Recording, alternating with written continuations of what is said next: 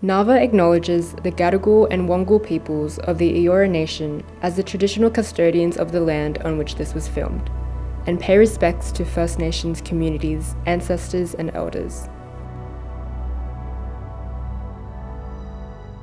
My name is Bronwyn Bancroft and I'm a Bundjalung artist from the North Coast, and I practice across many different mediums, from painting to public artwork to book illustration. What has been a turning point in your career? I think one of the most monumental shifts for me as a beginning of my art career was actually leaving a small country town of 3,000 people and travelling to Canberra to do my first degree at the Canberra School of Art in 1976. So I think leaving that tiny microcosm of a conservative world and then going into a big wide world with absolutely nothing but a knapsack of drawings was probably the most pivotal beginning of my journey. What is the most pressing issue for you as an artist right now? I think one of the pressing issues for me has always been copyright infringement and the protection of artists' rights, and I've been a strong advocate for that and campaigner for over 30 years. From sitting on the board of the National Gallery and saying you cannot ask people to give up their copyright just because they're collected by the National Gallery, to people stealing your imagery on social media platforms, and people using your imagery without your permission. I think it's just unfair. And I think artists work very hard to create an income, and they deserve to be elevated in our community and in the society in Australia and worldwide. So I think it's really important that we campaign for rights for artists continuously. What is something you wish you knew when you were starting out as an artist?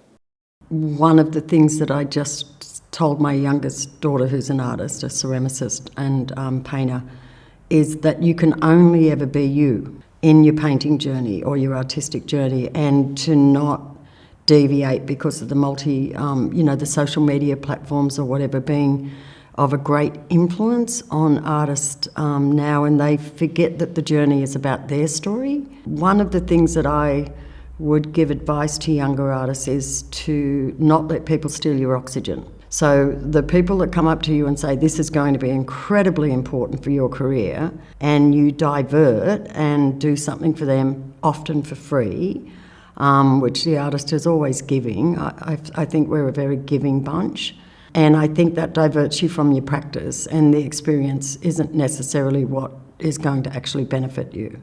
How has NAVA's code of practice been useful to your work as an artist?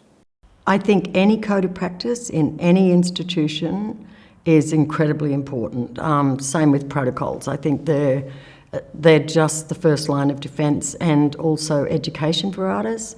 I think NAVA has been one of the greatest advocates for the national artists in Australia, and without it, I wonder where we would be. What brings you joy in your work?